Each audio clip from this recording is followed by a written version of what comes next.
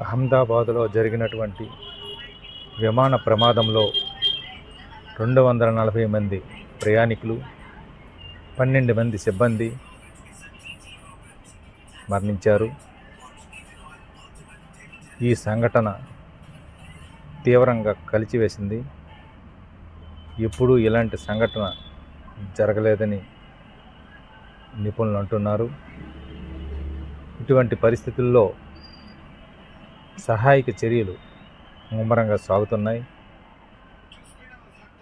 ఈ విమానంలో గుజరాత్ మాజీ సీఎం రూపానితో సహా పలువురు ప్రముఖులు ఉన్నట్లుగా తెలుస్తుంది.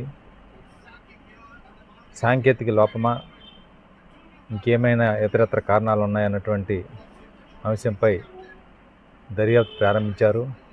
ఇప్పటికే కేంద్ర పౌర విమానయాన శాఖ మంత్రి కింజరాపు రామ్మోహన్ నాయుడు సంఘటనా స్థలానికి చేరుకొని సహాయక చర్యలు ముమ్మరం చేశారు.